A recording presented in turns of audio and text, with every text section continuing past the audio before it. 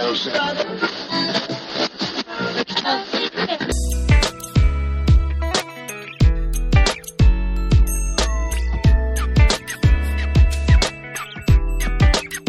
Pre-Accident Podcast, Todd Conklin. How are you today? Awfully good to have you on board, as always. Well, here we go. In the vain attempt to get rid of 2019 as fast as possible, let's just keep forging ahead and putting out these dang podcasts, will we? Yeah, we will. So all is well here. Unfortunately, or maybe fortunately, you can figure out. You be the judge of that. You arbitrate this. I don't have any really interesting stories about potential shootings or getting yelled at on airplanes, although I'm sure it happened. Now I just kind of weave them aside and don't pay attention. But I do have an interesting podcast for you today, and it's interesting because if you know me, this is not a topic area I delve into very much, but it's a topic area that I think is worth presenting, at least on the podcast. And we're going to talk to a person who's actually been through an event. And normally I think it's amazing to watch these people that have been through an event talk. And normally I think it's really powerful. I'm just not sure how valuable it is, because asking a person to be careful, to don't be like me, be careful, those speeches I think are really touching as a human being, but I don't think they're terribly effective in maintaining reliability in a high-risk organization. It's really kind of a very, very elaborate way to say care more and you would be safer. But this one's a little different. Because this time I talked to a gentleman by the name of Tom Wilson, and I got to meet him with the biopharmaceutical guys. They actually had him out there, and Tom's not he talks about safety in a different way. He's been through an event, a incredibly tragic event. He'll talk about it actually on the podcast, but he had nothing to do with the event itself. In fact, one of the things I push him on is how he feels about the event that he'd had. And I think you'll find this conversation interesting. At least I hope so. I did. And I came out of there adoring this man more than when I started. And I kind of liked him a lot when I started. So it kind of doubled up and became better. I really appreciate how honest he is. I really appreciate the way he tells his story. I hope that our discussion helped him think a little differently about what happened. And that's kind of what you're going to have to be the judge of. It's a big day for you judging stuff. I'm really putting a lot of weight on you today, and I want to apologize. I'm so darn sorry. It's not fair, is it? But I want you to listen to this. I want you to listen to this story because I think there's much in this story for us to discuss. And the best way to get into that is to simply get into it. Let's just get into it. I'll tell you more about exciting stuff in my life later when more stuff happens. We kind of wait for stuff to happen a little bit, okay? So that's between you and I. But until then, let's listen to this conversation. This was in Raleigh, North Carolina, on a Wednesday afternoon, on a beautiful day, sitting on a park bench, having a discussion. It's myself and Tom Wilson. See what you think. I'm curious to talk to you when this podcast is over. I take it you're going to edit this anyway? A little bit. I don't edit too much unless something really bad happens, like if you call somebody a name or something. Something super inappropriate? Yeah, if it's just average inappropriate. If it's average inappropriate. So today was really fun. Tell me about yourself and why was your story so compelling this morning? Because you took a room full of people and moved them a couple times, and it's remarkable. And you did it around the notion of, well, safety. But really, I think your message is more than safety. It's really about our response to the world and how the world deals all sorts of variability, all sorts of unexpected events at us all the time. So I'm super interested. Introduce yourself to us. Well, my name's Tom Wilson. I was in a plane crash in November of 2008 where I watched 6 of my coworkers and a pilot die. It was tragic. It was tragic for a lot of families. It was tragic for me personally. I was burnt. I was severely wounded. Took a lot of healing physically, but then after that was the emotional healing, which was even more difficult. I had to find a way to fight through it. And a part of that was really kind of understanding my own behaviors and my own contributions to that crash. So tell us about that, because this horrific experience, by all rights, you shouldn't have survived. I mean, it's miraculous. It's really the definition of a miracle that you survived. But what's interesting is you came out of it now in a position where you're smarter and you're stronger and you're much more strategic in the way you think about how people do high-risk operations. Probably any operations, but we're sort of in the business of high-risk operations. Tell us about that growth. How did you take that horrible experience and create this potential amazing, life-changing story that you share with people? Honestly, I think that growth came out of necessity. Going through a tragedy like that and witnessing what I did and being a part of what I did, it was the emotional, the spiritual, the mental recovery was as difficult, if not more difficult, than recovering from the burn ward. And it was taking me to some dark places, and I had a hard time accepting the death of everyone in the role that I played in it. So I had to search for the reasons so that I understood my own actions, my own behaviors. So let's talk through this. How did the crash happen? Not the full detailed story, because that would take a long time, and that's powerful. And I recommend everybody pick up your book or go and see a speaker, both. But how did we get into a position where this catastrophic failure could happen to a work team, basically, right? I mean, this was a chartered plane carrying workers all from the same company. Yep. How did we get into a position where that failure took place? I guess briefly describe that. Well, it was just, the weather conditions were bad. There was a ton of pressure on myself. There was pressure on everyone. There was an environment of pressure.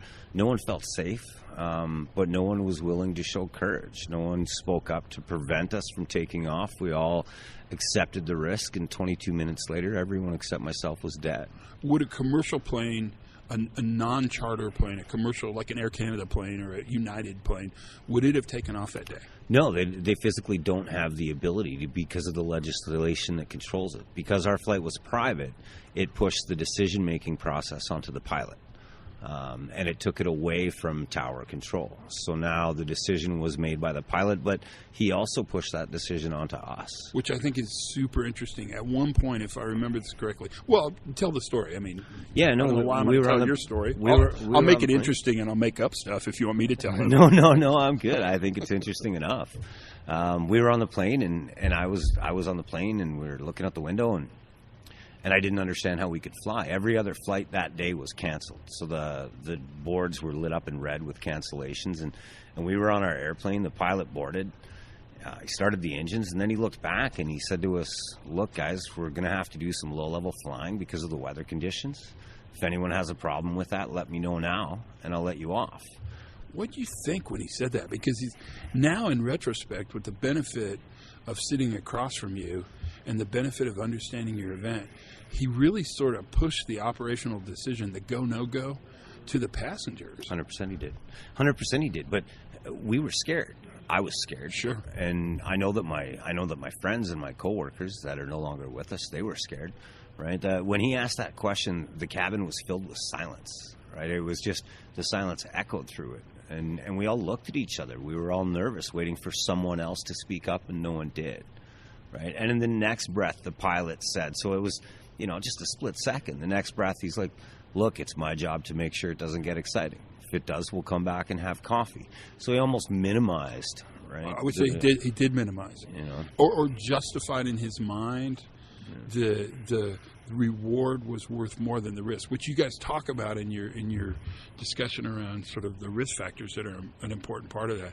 But the other thing that I just want to say that I've always been very passionate about is I don't blame the pilot. Sure. Right. I think a lot of people did, and that's the easy solution. I don't, because he didn't want to die. He had a family. I think it's easy in retrospect to look at the pilot and say the pilot, well, I just said it, morally separated himself, or the pilot pushed the barricade. What I find interesting, I find two things super interesting about your crash. Really three things.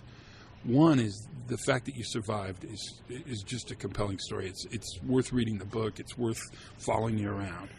Two is the fact that in retrospect, it's so clear you should not have gone.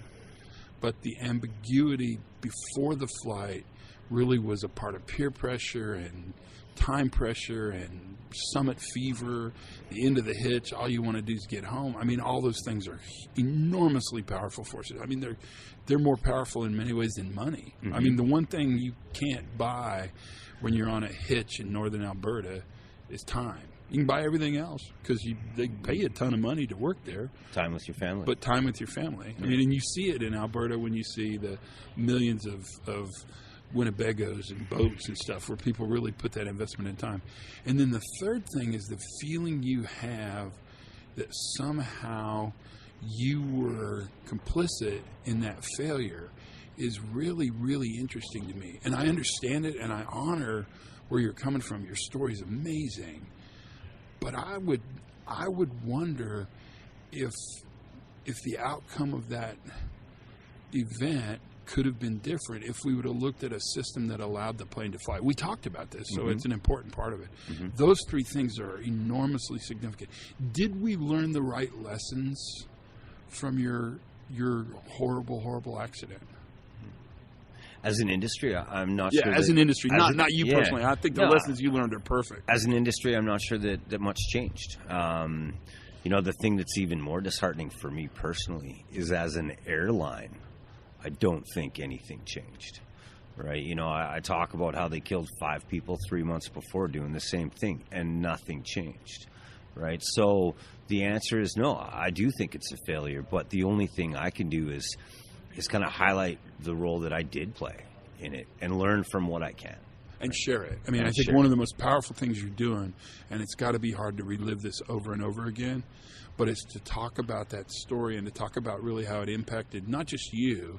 I mean, that's super interesting, but everyone else around that. There were many victims in this plane crash. Mm-hmm. There were the ones that die. There was the one that survived, and there were the families around them. And when you look at the multiple victims in this, the story becomes more compelling. How did this influence the way you think about risk? Because what's amazing about you, Tom, is that it's changed the way you think about risk and risk tolerance. It has, but it's changed everything. It's changed even the basics of what I think about life. At the time of the crash, I was 35. I was an area manager for a global construction company. I had no intention of having kids. Right now, it's 10 years later. I got a 7-year-old girl, a 5-year-old girl. It changed not just risk, but everything. What's important, the value of time, the relationship with my father. But in addition to that, not only has it changed life, it's for sure changed how I look at risk, but it's also changed how I want to be a role model to those little girls and what's important and what kind of things you need to communicate. And I'm a huge believer in other people learning from my failures or my experience or my pain, because it's the only way I can prevent them from going through the same thing without physically doing it. And it's really that idea of seeing this plane crash as either a horrible, horrible, horrible thing or an opportunity to actually make the world a better place. And to grow. And that choice you made has so much to do with how you feel about it. What have you learned ultimately around risk that you think really matters the most to people who manage risk in all sorts of operations? Not just people who get on planes. I mean, that's certainly something to think about, but people who run a construction site or people who run a bioengineering facility or people who run a gas station or pilots or supercomputing. What do you think about when you think about risk now? Honestly, I think the two biggest things are, one of the things I talk about is the difference between courage and bravery, and the courage to speak up and challenge a culture and be vocal. I heard a quote recently from a really good friend of mine that said, when you pull up to the job site, what's the first thing you look at? Is it the people or is it the work? Right? And it's the people. And risk is huge, but my question to everyone is, do they understand risk tolerance? Because I'm telling you, I didn't.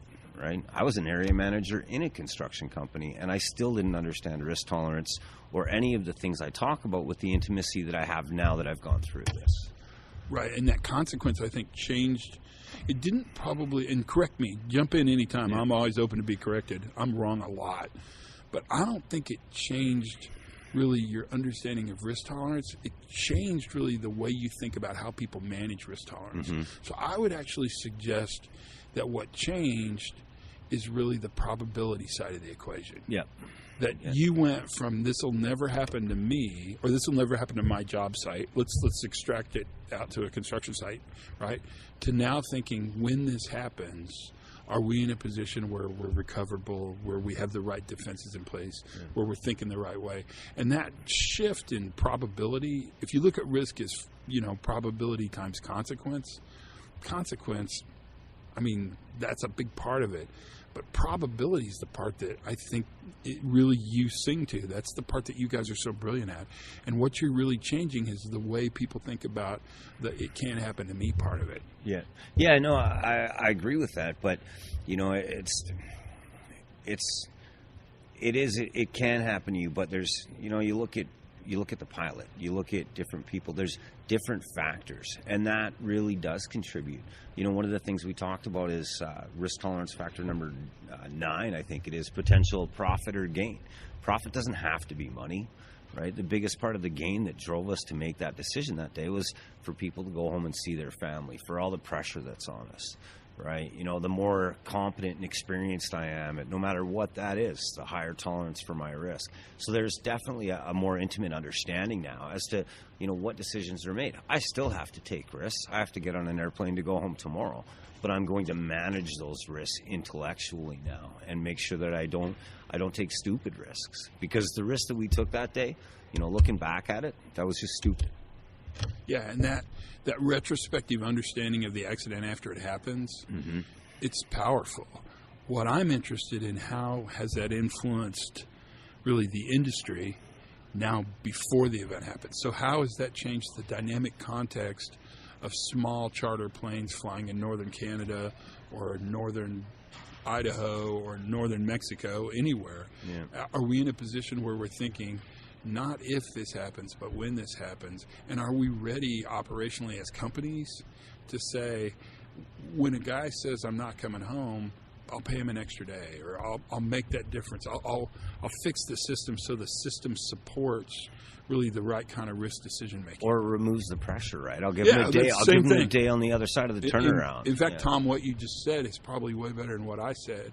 Because if you think about change, there's 2 ways to change people. You either double the pressure towards change, or you remove the pressure away from change. And I actually think your comment, how can companies remove pressure and make it easier for workers to make decisions that aren't influenced by the double secret peer pressure? That's right. Just to make the right decisions. Because we all know what decisions are right inside of us. And we've got these internal alarms that are going off. And it takes physical effort to keep those internal alarms silenced. Your story's an amazing one. And what I think I learned from you, I learned a ton from you today. But what I think I learned from the podcast is not, let's not ask workers to try harder to make the right decisions. As an organization, let's make it easier for workers to make let's remove pressure. Let's not double pressure towards the right decision. Let's remove pressure away from the right decision. Any advice to us? The rest of the world, you've seen stuff, God forbid, none of us will have to see. I guess the biggest thing I can say is, one of the feedback and the comment that I get a lot is how difficult it must be for me to relive this and talk about it. And 100% it is. I cry every time I talk, and I hold it back, and I know people can see that, and people share in that emotion with me. But I did, yeah. But it's the courage to talk about these things, to challenge things, and to not be afraid to stand in front of a room and say, you know what, I knew it was wrong, and I did wrong, and this is what I learned, and this is how I've changed, because that's what influences people. How can people find you if they want to talk to you more, ask you some questions, or bring you in to have you talk to their company, or watch your book? You don't watch books. Read your book. My book is called Moments of Impact. It's available online. We're just exploring on how to make that Audible. Yeah, we talked about that before the podcast. Yeah. Everyone should make their book Audible. Yep.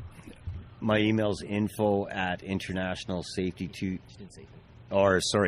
it's info@insafein.com. So INSAFEIN. INSAFEIN. Okay, so info@insafein.com. Easy enough. Yes, sir. Short for the International Safety Institute. Okay, and that's short for the International Safety Institute. Thanks for your time, man. This was great. Thanks for you today. I learned a lot from you. I was just making crap up. You turn the river out. So I appreciate it. Thank you, sir. Peace. It's that easy. Man, that was awesome. Thank Dude, you. So what do you think? So the hardest thing for me, I really enjoyed the conversation. The hardest thing for me is that belief that I knew better and did it anyway, which is between us a strong, emotionally hard fought, and absolutely he has the right to say it, no question about it. But it's really a strong retrospective bias. My guess is had he known what he'd known before the plane would have taken off, he would have done completely differently. But the power of retrospective bias is awesome. And you really hear it. And he's dealing with it every single time he gives that discussion, every time he talks about it. And it's really powerful. I didn't know how hard to push. I mean, it's a human being who's been through an amazing story. And you think, is it worth pushing that hard to make a point that really is only a point and doesn't really change the fact that this horrible thing happened? And really the notion of restoration becomes really powerful, super powerful in this conversation. And it's really the three questions. Who's been hurt? What will they need to move forward? And who's responsible to make sure they get that? And one thing I'll tell you about Tom is that he's worked diligently to actually restore his ability to talk to people about this event and to help people. And one cannot criticize that by any stretch of the imagination. I just would be horrible. But I wanted you to hear it because I think that conversation was an important conversation. It was really important for me. So maybe this podcast episode is only for me. Yeah, let's go with that. That's a good way to solve that problem. This was my podcast that I accidentally put up and broadcasted. Didn't mean to. Complete accident, but you got to be a part of it. I don't know. I'm curious what you think. I'm always curious what you think. That's, I think, the best reason to do the podcast is that we get to talk about stuff, and it makes us think about stuff, and I think that's really where the value lies. But I don't know. That's where I am. Tell me what you think. Thanks for listening. Thanks for being a part of the podcast. It's been a stunningly fun ride to this point, and I think it's only going to get better. It is getting easier to get people on. I will tell you that. The one thing about you listening and telling other people to listen is that we have these crazy high numbers of people who listen, which then makes it really attractive for people to come on and be a part of the podcast. So that part's kind of cool. So I owe you for that. The payoff's really, really high. Plus, we get a chance to joke around and, talk about crap. And that's always valuable to some level. So I think that's going to be it. It's a little shorter than normal, but that's all right. That'll give you 7 minutes to,